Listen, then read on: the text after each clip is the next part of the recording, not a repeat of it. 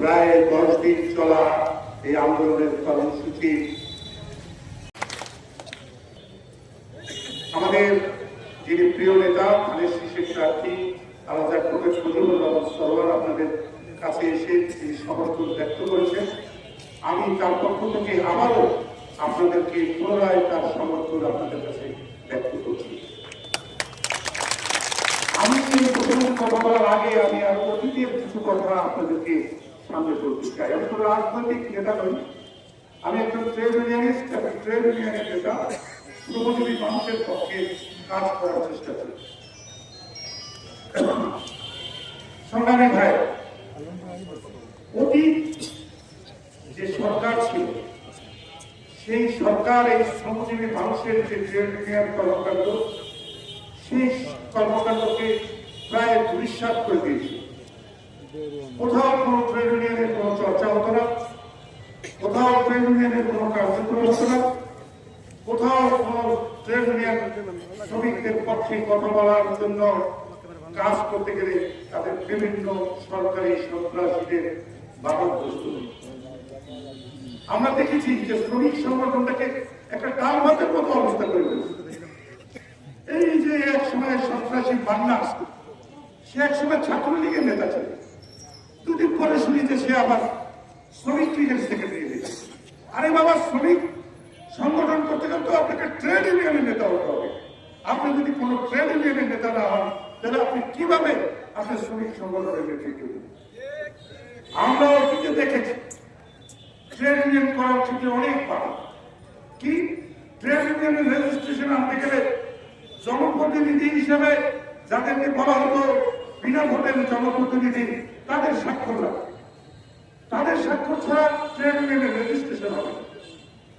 সেই সময় কিন্তু এই আমাদের নেত্রী এবং আমরা এইটার বিপক্ষে অবস্থা নিয়েছি। আমরা এই যে শ্রমিক স্বার্থবিরোধী বিভিন্ন কালাকানুনের বিরুদ্ধে আমরা বিভিন্ন সময় এর অবস্থান, যেসব কালাকানুন ছিল তার বিরুদ্ধে আমরা অবস্থান নিয়েছি। সংগ্রামী বন্ধুরা, আজকে দুর্ভাগ্যের সাথে বলতে হয় যে বাংলাদেশের যে সকল প্রতিনিধিরা সংসদে যান তারা বেশিরভাগই হলো মালিক পক্ষের প্রতিনিধি। তারা মালিক পক্ষের স্বার্থের কথা সবসময় চিন্তা করেন এবং মালিক পক্ষের স্বার্থের কথা চিন্তা করে তারা বিভিন্ন আইন কানুন প্রণয়ন করে। কিন্তু এইসব আইন কানুন শ্রমিকদের সম্পূর্ণ বিপক্ষে।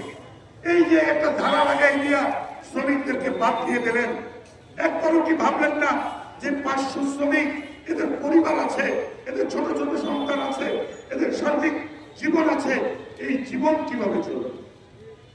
একটা কাজ, একটা মানুষ যখন অসুস্থ হয়ে পড়ে তখন তার চিকিৎসার প্রয়োজন হয়, কিন্তু সেই মানুষটাকে কি বিষ প্রয়োগ করে চিকিৎসা না করে তাকে মৃত্যু দিয়ে দেওয়া হয়, তাকে বিষ খাওয়াই দেওয়া হয়? এটা তো করা হয়।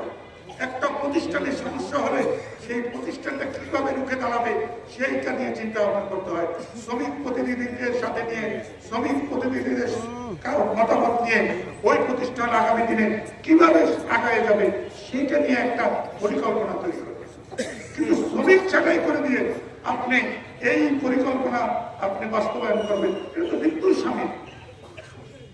আমি স্পষ্ট করে বলতে চাই, কোন ধারা দ্বারা শ্রমিকরা মানবে না। শ্রমিকরা তার চাকরি ফেরত চায়, শ্রমিকরা বেঁচে থাকতে চায়, তার পরিবারের সাথে বেঁচে থাকতে চায়, ওই কচি কচি সন্তানকে নিয়ে বেঁচে থাকতে চায়। এর বাইরে কোনো কিছু শ্রমিকদের জন্য তাদের চাওয়া পাবে না। এই তৃতীয় বিশ্বের দেশ রাজনীতির সাথে আজকে শ্রমিকদেরকে নিয়ন্ত্রণ করা হচ্ছে, কিন্তু যারা বিশ্বের উন্নত দেশ তারা কিন্তু শ্রমিকদেরকে প্রাধান্য দিয়ে সেই দেশের রাজনীতি করে। আপনারা জানেন পোল্যান্ডের প্রেসিডেন্ট নেসওয়ালেসের কথা আপনারা শুনেন, তিনি একজন শ্রমিক নেতা থেকে একটা দেশের রাষ্ট্রের প্রধান হয়েছিলেন। আমাদের দেশে কিন্তু এই কথা বললে আমরা বিভিন্নভাবে লাঞ্ছিত অপমানিত, কিন্তু শ্রমিকরাই তো এদেশের মূল কারিগর, উন্নয়নের কারিগর, সবকিছু প্রধান কারিগর হলো শ্রমিক। আজকে শ্রমিকরা দুর্বল, শ্রমিকদেরকে খেলনা ভাববেন না। যদি সংগঠিত হতে পারে তাহলে কিন্তু কোনোভাবে বেঁচে থাকতে পারবে না। তার কারণ সারা দেশের যদি 13 কোটি ভোটার হয় তাহলে সারা দেশে নিবন্ধিত শ্রমিকের সংখ্যা 7.5 কোটির কাছাকাছি। তাহলে যদি 7.5 কোটি নিবন্ধিত শ্রমিক হয় এবং এরা যদি ঐক্যবদ্ধ হয়ে যেতে পারে, ডান বাম ভুলে গিয়ে দল মত নির্বিশেষে আর যদি ঐক্যবদ্ধ হয়, বাংলাদেশের কিন্তু কোন প্রতিষ্ঠান কিন্তু এই শ্রমিকের কথার বাইরে চালাতে পারবে না।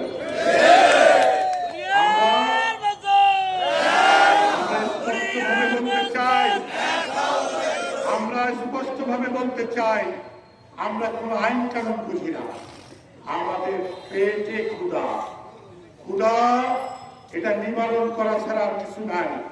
এই ক্ষুধা নিবারণের জন্য আমাদের চাকরি ফেরত দিতে হবে। আগামী পরশুদিন ত্রিপক্ষীয় মিটিং আছে, ত্রিপক্ষীয় যদি মিটিং ব্যর্থ হয়ে যায় তাহলে আমি নেত্রীকে অনুরোধ করব, বরিশালের যতগুলো ট্রেড ইউনিয়ন আছে সকল ট্রেড ইউনিয়নকে আপনি আহ্বান করেন, আমাদের সাথে যত ট্রেড ইউনিয়ন আছে আমরা তাদের সাথে কথা বলবো, আমরা ঐক্যবদ্ধভাবে এরকম আন্দোলন দিয়ে আমরা সামনে আগাবো না। আগামী দিনে আরো কঠিন থেকে কঠিনতর আন্দোলন করে আমরা ঘরে ফিরে যাব। আজকে এই রাস্তা নিয়ে অনেকে অনেক কথা বলেন, কিন্তু শ্রমিকের পেটে ভাত নাই এই কথা তো বলেন না। এরা কিভাবে খায়, এদের পরিবাররা কিভাবে বেঁচে আছে এইটার ব্যাপারে তো কিছু বলেন না। রাস্তা বন্ধ এ নিয়ে আপনাদের খুব বেশি মাথা ব্যথা।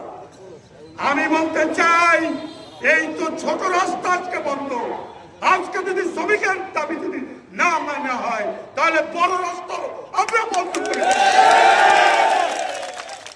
কোনো কিছু চলবে না, কোনো কিছু থাকবে না যদি শ্রমিকদেরকে যদি তাদের দাবি না। আমরা আমাদের সংগঠন বাংলাদেশ জাতীয়তাবাদী শ্রমিক দলের পক্ষ থেকে স্পষ্টভাবে বলতে চাই, আমরা এই আন্দোলনের সাথে আছি, এই আন্দোলনের সাথে থাকবো, এই আন্দোলনকে সফল করে দিয়ে এই কর্মচারীদের চাকরি যে আন্দোলন সেই আন্দোলন থেকে আমরা সংগ্রামী বন্ধুরা, আমি আপনাদেরকে আশ্বস্ত করতে চাই, আমি নেত্রীকে বলতে চাই যে আপনি এই আন্দোলনের পরিকল্পনা, এই সব আন্দোলন দিয়ে এই মালিক এই 10 দিন যাবত এই মানুষগুলি ক্ষুধার্ত, এই মানুষগুলি মশার কামড়ে, এই মানুষগুলি কত কষ্ট সহ্য করে এই রাত পথে শুয়ে থাকে, অবস্থান করে, কিন্তু এইসব আন্দোলন এইসব মালিক পছন্দ করে না। কেন করে না? কারণ এরা ফ্যাসিস্টদের দোসর, এদের অরিজিনাল চেহারা আমরা ছাড়িয়ে রাখতে।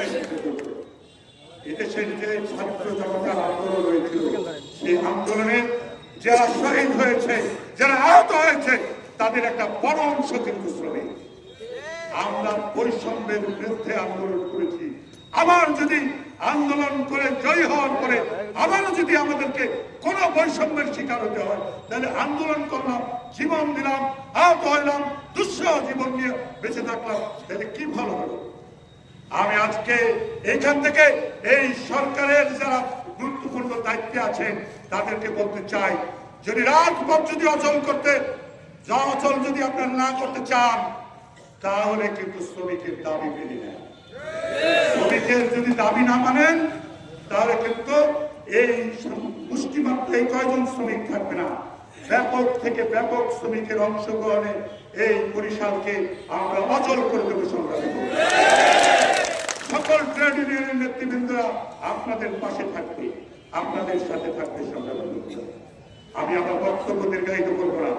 আপনাদের এই আন্দোলনের প্রতি বাংলাদেশ জাতীয়তাবাদী শ্রমিক দলের পূর্ণ সমর্থন জানিয়ে এবং আপনাদের পাশে থাকার অঙ্গীকার ব্যক্ত করে আগামী দিনে আরো বৃহৎ থেকে বৃহৎ আন্দোলনে আমরা আপনাদের পাশে থাকবো এই অঙ্গীকার করে আমি আমার বক্তব্য এখানে শেষ করছি। আল্লাহ হাফেজ। বাংলাদেশ জিন্দাবাদ।